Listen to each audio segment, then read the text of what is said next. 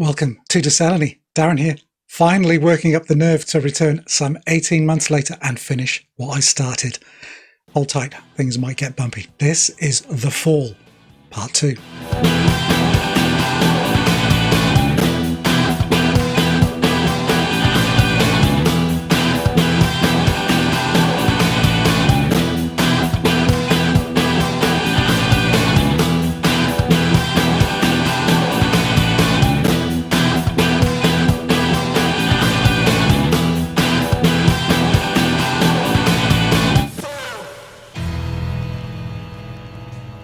27 years, 20 studio albums, innumerable singles, EPs, compilations, live records.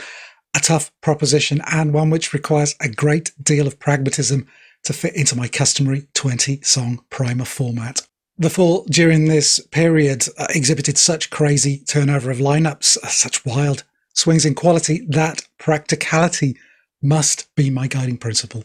So along with my regular rules, that's no covers, no rankings, studio recordings only, I'm also ditching the contents of a subset of albums in their entirety before I even begin.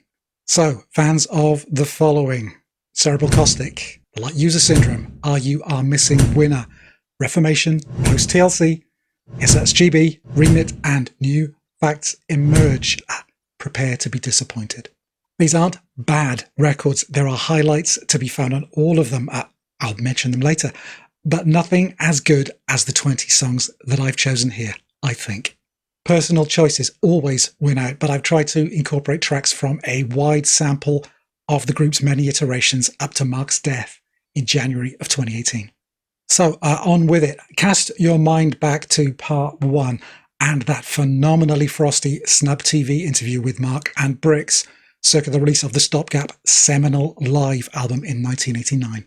If there was any doubt that the Smith split was not an amicable one, then Song 1, Track 1 of the first Brixless album in 8 years torpedoed that notion. At 1 on the list from 1990's Extricate, Sing Harpy. A poisonous, thick, bluesy crawl strafed by the circling violin line of Satellite member Kenny Brady. It's a My Woman, Been Done, Gone and Left Me diss track par excellence, an unflinching hit piece taking pot shots at the Harpy, everything from her family to her character to her sexual prowess. The song's a co-write credited to Mark and one M. Beddington, that being a writing pseudonym for Martin Brammer, back in the Fall after 10 years following the recent breakup, only temporary as it happened, of his own band, the Blue Orchids. A short-lived arrangement that coincided with arguably the Fall's best album since This Nation's Saving Grace, and what would prove to be their creative high watermark for the first half of the 90s at least. The album is home also to number 2 on this list, that being Telephone Thing. Many would opt for the distinctly out-of-character warmth and wistfulness of Bill Is Dead, but Telephone Thing, the first single off Extricate, is a massive signpost to the Fall's direction of travel over the coming years. Namely, a mixing of dance and electronic elements into the core Fall sound, in this case, radically reworking Cold Cut's My Telephone, a 1989 single, into a live band arrangement. Big, overbearing bass line, maddening scratchy wah-wah, funky size, toy tone breakbeat, and 60s organ lines. Mark's lyric takes in government interference, nosy old women, surveillance paranoia, with its constant revisiting of the phrase, I'm tapped, finding a fertile landing spot with James Murphy of LCD Sound System, who brazenly recycled it, replete with a Marky Smith at the end, in their Movement single from 2004, The Cheeky So-and-So. Here, listen for yourselves. Anyway, testament to this lineup's excellence. At 3, I'm going for a B-side. From August 1990's White Lightning single, a big bopper cover, I've chosen Blood Out of Stone. A fun single with killer extra tracks on all the formats, Blood Out of Stone being my pick of them. By the time of the single's release, just prior to the band's appearance at the 1990 Reading Festival in August, both Brammer and keyboard player Master Schofield were gone. They'd struck up a relationship whilst touring, and both felt increasingly stifled by working arrangements in the now bricks-free fall. And Mark, smelling blood in the water, sacked them both at the end of that summer's Australian tour. The song mixes a downcast, descending verse with a perky chorus. It's classic sour pop fall with a delicious yelping title call out from Mark. The hands of Brahma are all over this one for the last time in the fall, and he clearly had a hard time shaking the melody, essentially retooling it as Dreamboat in the revived Blue Orchids. There's a link to it above, so yeah, go check it out. It's unmistakably the same underlying song. Extricate was the first of a 3-album run on Phonogram Records, a very productive period for the group. In Steve Hanley's full memoir, The Big Midweek, he asserts that each of these records got progressively worse in sales terms, at least because of the treadmill. Hastily scheduled short sessions in the studio, crammed into fit Mark's deadlines with, in Steve's opinion, the material suffering as a consequence. I'm not so sure about that. The singles around this period are very enjoyable. High Tension Line, Free Range, Everything Hurts. And the albums, 91's Shift Work and 92's Code Selfish, have much to recommend them. So a track from each. At 4, The Mixer. Kenny Brady's violin, getting a more melodic airing this time in a breezy piece of dance pop. Charmingly naive, synthesized hand claps and maracas abound. A live favourite, it catches some of the prevailing club-friendly mood of the time. It's a lighter song from what feels like a more reflective album. Again, I've gone for this one as a more representative choice of the fall circa the early 90s, but many fans will favour Edinburgh Man for, like Extricate's Bill is Dead, its heart-on-sleeve openness, a window onto Mark's softer centre. And from Code Selfish at 5, I've got Time Enough at Last. A big personal favourite here, riding a classic Craig Scanlon chord sequence, hints of Wings, maybe. That's the full track, not the band. And at odds with the prevailing mood and feel of the album, which features more electronic and programmed sounds, courtesy of new full-time member Dave Bush. The lyric is pretty vague. The title of the song does most of the heavy lifting, in fact, but the distracted dreaminess of the music around it is glorious. Mark's pop cultural references firmly on show here too. He's name-checked everything from Dynasty to William Blake, EastEnders to H.P. Lovecraft, and here he's clearly pulled the title from an all-time classic episode of the TV series, The Twilight Zone. In that story, a henpecked dreamer, played by Burgess Meredith, rides out a nuclear attack by hiding out in the vault of the bank that he works at. Emerging into a blasted landscape, completely alone, he finally realises he is free to read all those books he never thought he'd find the time for. But as ever, there's a final fateful catch, which, well, I won't spoil for you. Mark's line about being in the city turmoil seems to reference the original story, and the mentions of the summit of experience and the pit of its knowledge are a cheeky inversion of Rod Serling's spoken introduction that accompanied the show's title sequence. Onwards then, another year, another label, another album. From 1993's The Infotainment Scan at 6, Glam Racket. Jumping from phonogram to permanent, Infotainment is very much a continuation record, although, for whatever reason, maybe the first stirrings of Britpop, the best performing album in the band's history, entering the charts at number 9. For me, however, the one album of theirs from the first half of the 90s that leaves me a little bit cold. Any full record-worthy obligatory cover version is the standout track, in this case, a take on Sister Sledge's Lost in Music. It may be lacking a little something. Glam Racket is a close second, though, skewering as it does the whole revisionist nostalgia that would define much of the Britpop movement, chaining a slew of pithy put-downs to a raucous, relentless glitter beat. The album's main theme is the stale repackaging of the past and the complicity of both the media and of lazy listeners in this cultural sideshow. The music press of the day made much of the lyrics reference to Suede, assuming Mark meant the band, not the fabric. This clearly wasn't the case. 1994 and mirroring Extricate at the start of the decade, another face from the past back in full colours, in this case, drummer Carl Burns, initially as a touring percussionist for the Infotainment tour, meaning a dual drummer lineup for the first time since the Wonderful and Frightening World album 10 years earlier. And I think the most pleasing collision of classic and electronic fall so far, in the shape of this year's Middle Class Revolt. Their most consistent record since Extricate during this period. It just delivers. So too from this one. At 7, the first single from the album. That's Behind the Counter. What's it all about? Consumerism? Working in the service industry? The role of the artist as content provider, as shopkeeper, as gatekeeper?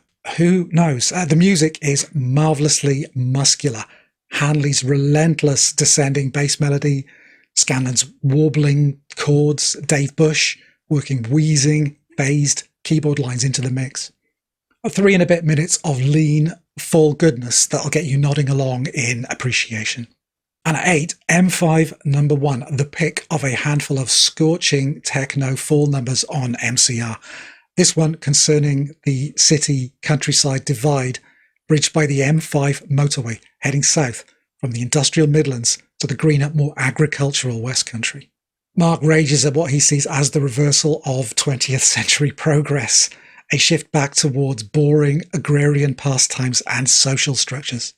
Some marvellous couplets here, such as M5 to the country straight ahead, it's stuffed to the gills with crusty brown bread. A pummeling, clattering screed mixing up live drums with machine rhythms, caterwauling keys atop a monolithic Hanley Scanlon backbone. Some prefer the single mix over the album, take your pick, but you can't go wrong really. Middle Class Revolt doesn't get much love from ex-band members. Steve Hanley, Dave Bush have both expressed their dislike for it, but me, I like it a lot. Fewer surprises maybe, but really solid. The recalibration of live instruments with electronics feels more balanced. Mark is in really good voice too, and the handful of covers, Henry Cow, the Groundhogs, the Monks, are all great. But here's where things start to get messy. Chaotic gigs, management splits, court cases, band members sacked. First, Dave Bush, then Craig Scanlon. New members drafted in. Briggs, back in the band. Then Julia Nagel. You may recall her from What Noise in my kind of second tier Manchester video. A very mixed bag during this period, musically speaking, with Mark's increasingly erratic behaviour, his need to stir things up, creating a lot of friction, but few sparks. Until that is 1997's Levitate album, a record whose recording and construction is the stuff of legend, and not in a good way, which somehow manages to coalesce into a borderline great fall album. No bricks on this one following a catastrophic gig in Worthing. That was the final straw. And by the end of the sessions, no Simon Wollstonecroft. He'd reached his limit. Anyway, I've picked 2 tracks from this most improbable record, starting with at 9, Masquerade. A repetitive, lolloping, squelchy dance track that finds its groove and occupies it like a particularly stubborn squatter. Nagel handles the programming duties with Smith smearing multiple vocals over the top with varying degrees of enthusiasm and fidelity. How it all works, we'll never really know. It marshals the clattering menace of the Dragnet grotesque era onto the dance floor, quietly terrorizing the assembled ravers into stunned incredulity. At 10, and the only sign of the involvement of DOSE producers Keir Stewart and Simon Spencer, who fled the studio unpaid only days into recording. Yeah, I've got 4.5 inch. A stuttering intro clicks into step and drops urgent, splashy breakbeats over warring Smith vocals, a clanging guitar and bass riff hanging on for dear life until they're whisked away by a whining, haunted house keyboard line. The house is falling in, yelps Mark, and you know what? It kind of sounds like it. It's a quite stupendous piece of music and a sort of pre-echo of the electronica-fueled mayhem Mark would perfect with Mouse on Mars for their Von Sudenfeld collaboration 10 years down the line. Levitate is a fascinating snapshot of a band pushed to breaking point and unlocking something amazing, almost despite themselves. If there was method to Mark's madness, this was the intended result. The failed projects and human wreckage, collateral damage. And that damage continued to pile up, culminating in the infamous Brownies gig, New York, April 98. Yes, there is video, where everything went fuck up. A fight erupting on stage, and Steve Hanley, Carl Burns, and guitarist Tommy Crooks were gone. The Fall was now just Mark and Julia, who Mark duly assaulted physically later that same night. Just wow. Any other band, right? Where do you go from there? Well, The Fall aren't any other band, remember? So with, amazingly, Julia still on board, it was time for a full reboot. And here's where I start skipping some of the lineup details. I'll flash things up on screen instead to illustrate the comings and goings. Trust me, it'll be easier on you and on me. So it's 1999. The Marshall Suite, back from the brink and scoring a kind of hit by accident when its lead single was picked up by Vauxhall Motors for a TV ad campaign for the all-new Corsa. That single was at 11 on this list, Touch Sensitive. A ridiculously catchy number sporting a massed hey hey sing-along section that, for the ad at least, skipped the bit in Mark's lyric about public urination. Probably a wise move. And you're dying for a pee, so you go behind a tree, and a Star Wars police vehicle turns up. I say, give me a taxi. A fun song with a fun video. The bass line has a gloriously wobbly feel to it, and Mark's lyric is bursting with gems, like, they say, what about the meek? I say, they've got a bloody cheek. Yeah, don't overthink this one. Just enjoy, and sing along with the chorus if you like. I know, I know, I know. The rest of the album, more Julia program beats and sequences, more covers, Tommy Blake, The Saints, and some genuinely arresting pile drivers, such as at 12, Young Nev's Antidotes, an earth-shaking Bonham beat, tossing distorted Mark vocals and industrial guitars about like ragdolls. For me, about as heavy in the rock sense as The Fall ever managed on record. A huge, compressed headache of a song, not your typical Fall number. It's Kashmir, with Mark substituting for Robert Plant. And then, for the first time since Middle Class Revolt, the same core lineup reconvened for The Fall's final album of the 20th century. That's November 2000's The Unutterable. Some mixed reviews at the time, but this is a record that's aged like a fine wine, becoming a fan favourite amongst the Fall obsessives out there. I'd argue it dips a little towards the end, but the de facto side one, it didn't actually get a vinyl release at the time, is as consistently good as anything since Extricate. At 13 then, at 2, Librans, a signpost track, if you like, to the Fall's direction of travel during the new millennium. A menacing, slithery opening gives way to a coruscating garage rock chorus, a brutal Ron Ashton-style chord sequence with Mark growling feverishly over the top. A shout-out for this iteration's guitarist and the chief author of the music for 2 Librans, Nev Wilding. And yeah, that's the Nev from Young Nev's Antidotes. And Mark himself is on particularly fine lyrical form too, with Librans being one of those labyrinthine Smith cut-ups that begs for interpretation. Good luck with that, tracing as it does, febrile connections between Oprah Winfrey, Tolstoy, Nelson, and sundry geographical hotspots, Timor, Chechnya, Cambodia. Unutterable's real treasure, however, leans on bass player Adam Halal's programming and sequencing skills to deliver a track that ranks with the best The Fall ever committed to tape. For me, it stands toe-to-toe with anything from their Rough Trade period onwards.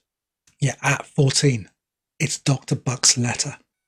A grumbly bass line joins a grittily tom-heavy drum pattern and settles into a lolloping, hypnagogic death march, interrupted by the occasional jaunty, filtered guitar melody courtesy of Ben Pritchard. But the lyric and Mark's clear-cut delivery is the star of the show here, outlining For at least its first half, the narrator's upset over a falling out with a friend who may be the Dr. Buck of the title, or maybe not. To pull himself out of this regretful hole, the narrator decides to cheer myself up, put the radio on, get the magazine out, and read about the essence of Tong.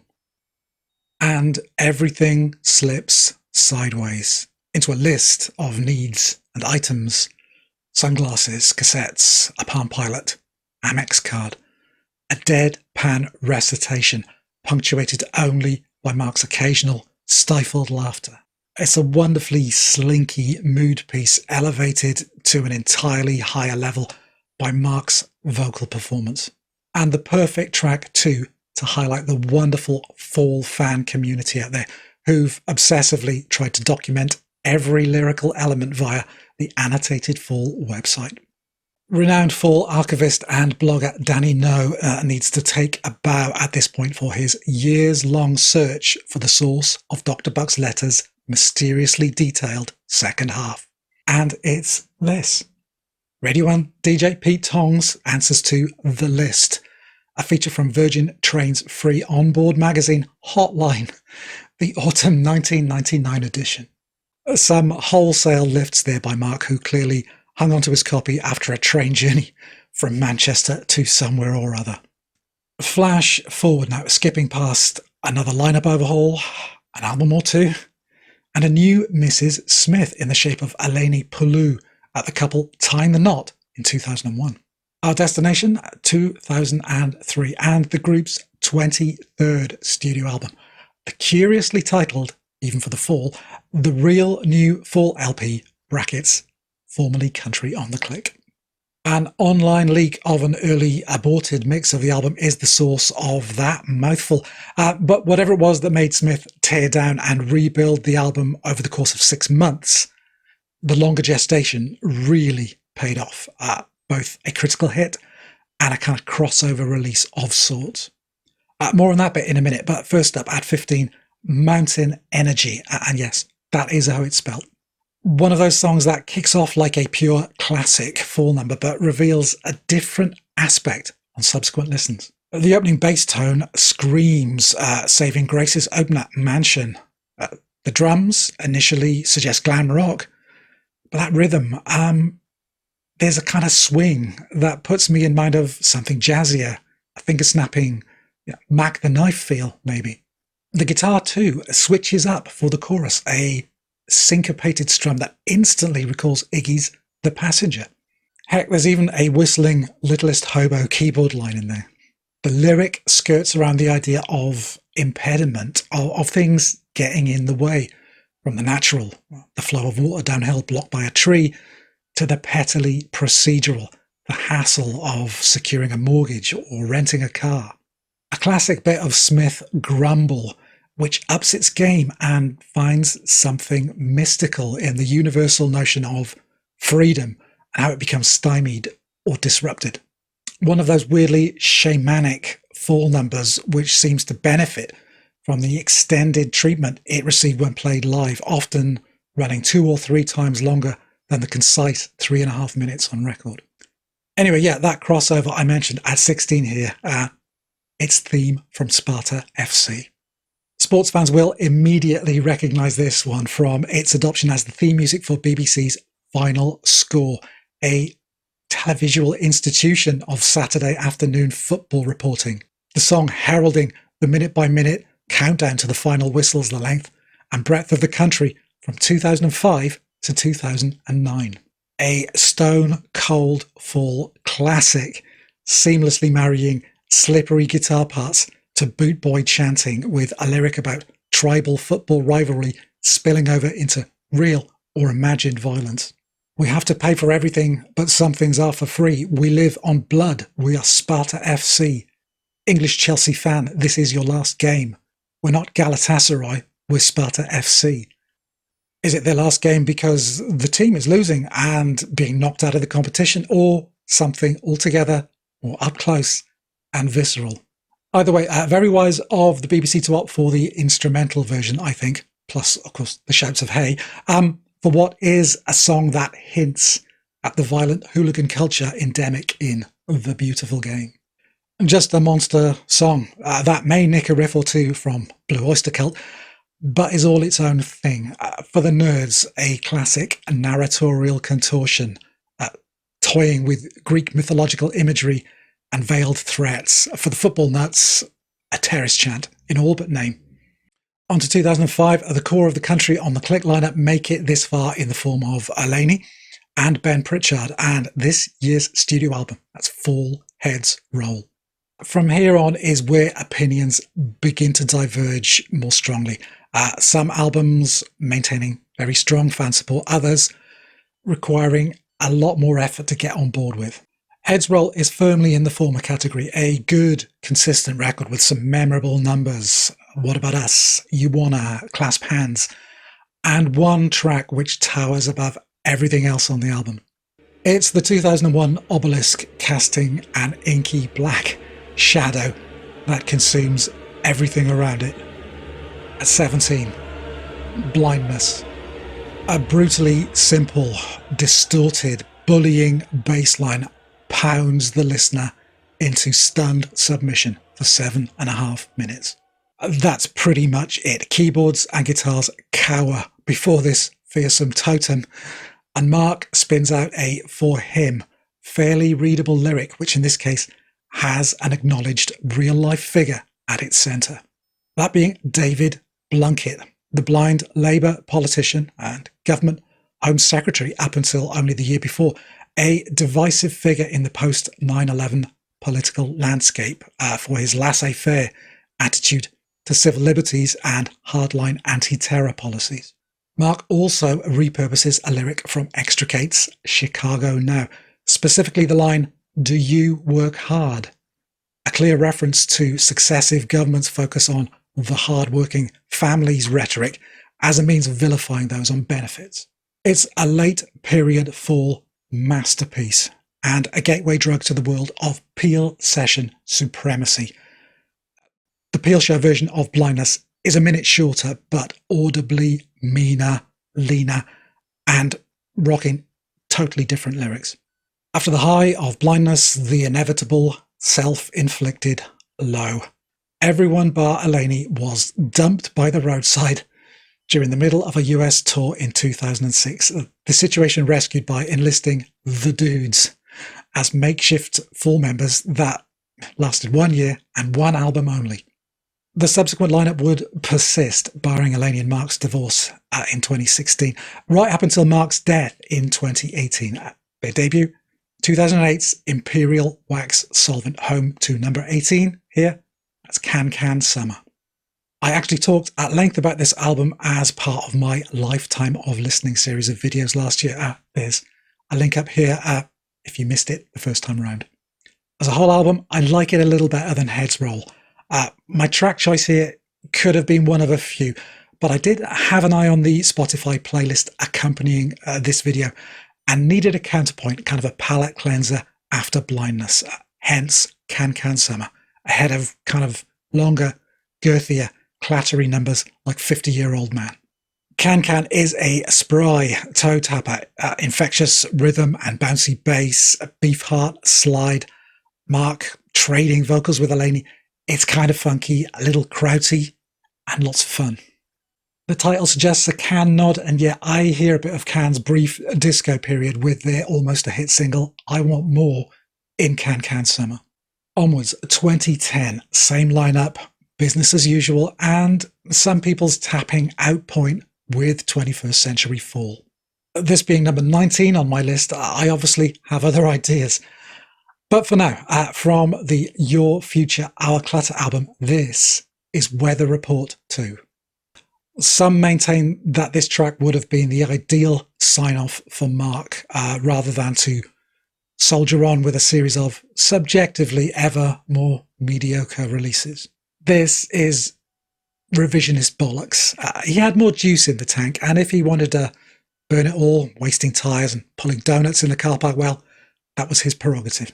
YFOC has some great tracks. The teetering violence of Berry, parts 1 and 3, the off-key slink of Mexico Wax Solvent, the rockabilly duck walk of Hot Cake, the rubbery surf rock dissolve of the fabulous Chino, But Weather Report 2 does something different. One of those rare Mark E. Smith moments where he opens up. In this case, devastatingly so. The track begins conventionally enough, a pretty almost jangly guitar track, keyboard buzz adding texture and interest. Mark's lyric swings between melancholy reflection, walking down city streets, claiming that you gave me the best years of my life, and also typical pop cultural pot shots, and this time wishing death upon the entire cast of Murder, She Wrote. But then, at the 2.5-minute mark, the mood shifts. The guitars drop out, a glitchy electronic pulse beat appears from nowhere, and Mark is left alone, with only a wheezing lock groove keyboard line for company. His voice gets kind of gummed up with thick harmonic treatments and reverb. Things get dark. This was, according to Eleni, shortly after he received the first treatments for his recently diagnosed kidney cancer, and thoughts of mortality bubble up through the lyrics. Never mind Jackson, what about Saxon S? Refers to the death on the same day in 2009 of Michael Jackson and Sky Saxon of the Seeds. There are references to getting back to see his family, of whirlpools widening, cascading. It's the sound of someone processing their life, their legacy maybe, in real time. Nobody has ever called me sir in their entire life, he intones. And the last sound on the song, a whisper, and an intake of breath, cut off, hard. It's as moving a moment as Mark would ever commit to record, I think, and the chilling atmosphere and its sudden silencing at the end cap a powerfully controlled vocal turn. It's an utterly unique song in the Fall's catalogue. So to close this list, I'm skipping forward to 2015, the group's penultimate long player, Sublingual Tablet, and at 20, Dedication, Not Medication. I think this record is the pick of that run of the last 4 albums. It's the roughest and most immediate one, harking back as much as is possible to the mix of scrappy tape hiss, chaos, and garage-abilly pop of the mid-80s period. A trite reading of this song from the title alone might suggest that it was some kind of plea for assisted dying, a funeral dedication rather than life-prolonging medication. But the lyric, typically obtuse and inscrutable, provides no such easy reading. There's Pierce Brosnan at Pills That Make You Wet the Bed. A few mentions of grief, but just as many of Connie Cookie and Ringler Worthy. It's Mark doing Mark. And the music is an unstable concoction of disco beat, disconnected atonal keyboards, chugging guttural bass, and occasional choppy tremoloed guitar. It's phenomenally uncomfortable, unsettling stuff, reminiscent, if anything, of Pill, circa their Metal Box album. The album does sport other more tuneful moments. The 10-minute glide of Auto Chip, the bow diddly beat propelling Younger Cloth, the combustible fury of Fiberbook Troll. There's something reassuringly awkward and lumpy about Dedication that puts it in that long tradition of difficult Fall songs that draw you in despite your initial reservations.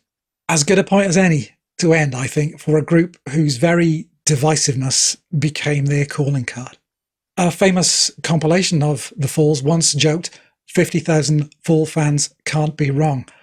There's a kernel of truth in that, but who says all 50,000 have to agree with one another? This list is probably testament to that, but if consensus ruled the day, the Fall wouldn't have existed at all. And for that, we have Mark E. Smith to thank. And relax. Some difficult choices, some tough calls here. You'll see on screen as well the tracks I've selected from those albums that I decided to skip for the 20 I chose. And as I mentioned, there's a Spotify playlist in the description down there where you can listen to all 20 of these tracks. What else? Well, a few requests from me. Obviously, what would make your list and what do you think of these choices? But also, how would you all feel about a Peel session list for the Fall? Yeah, many X4 members and many fans regard some of their session material as vastly superior to the recorded versions. If enough of you want a video about that, then let me know and I'll see what I can do. As ever, big thanks for making it this far into the video. It's a long one. Yeah, why not think about giving it a like? It really does help. And yeah, subscribe if you haven't done so already. The channel needs to get out there, and both of those things will do the job. But yeah, away with you. I will see you again very soon. Please take care, and bye for now.